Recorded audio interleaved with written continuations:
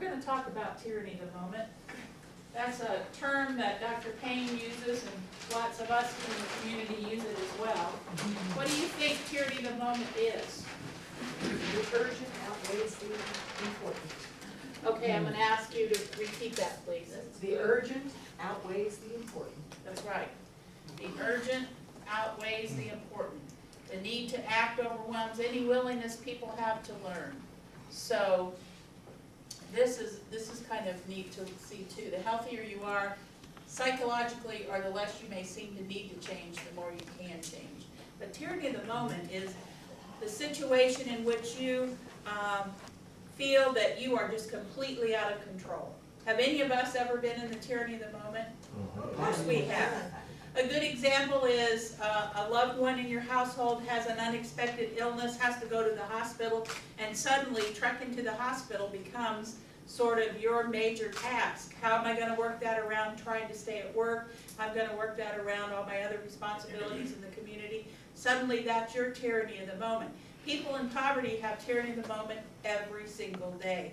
And it's things like, okay, I got to figure out how to pay this electric bill because last month when I couldn't pay it, they shut me off and I had to go next door and I had to get an extension cord.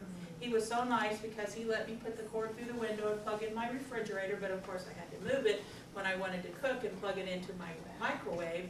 And then we had a lot of other issues because we have an electric water heater. We couldn't take a warm shower or a warm bath. You know, things like that are people's tyranny of the moment. And then we want to be judgmental all the time about the food they eat. You know, you kind of need to think about that and temper it. So what you're having the opportunity to do is to provide some tools to people who really are interested, if they're not caught too much in the tyranny of the moment, to get to the classes that you have. And the other great thing about that is that Second Harvest Food Bank is making available the same types of items that you had in your skillet meal, the breads and cereal, milk and cheese, meat, poultry, fish or beans, and vegetables for people to take home that day so that they could go home after they've tried a meal with your help and create a meal like that on their own. The other thing I should just mention about Second Harvest, which has been very helpful to us in our nutrition activities this month, is that they're giving away more and more and more produce. And that's something that all of us who are cooking enthusiasts and concerned about people's health and their eating could help do, and that is to teach people, this is a rutabaga, and here's how you cook it. I don't think I know how to cook a rutabaga, quite frankly.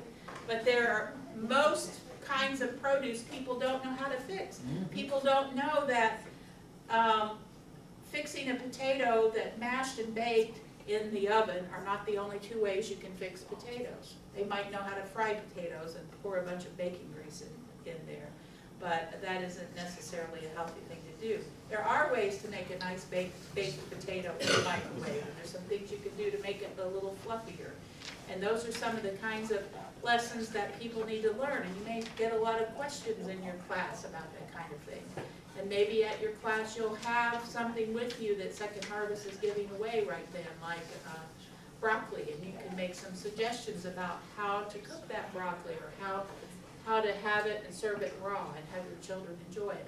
Part of the problem with children's eating habits in poverty is that they haven't grown up knowing how to eat healthy. My children, and my 27-year-old daughter eats very healthy. When she was 2 years old, she could bite the thing off of artichoke, you know, and love every bit of that. I would dare say that most people in poverty don't know what artichokes are, or wouldn't know how to prepare them and eat them, and if they tried, they'd turn out nasty and they wouldn't be happy about having tried. So you have children who haven't had all these opportunities to be exposed to fresh produce.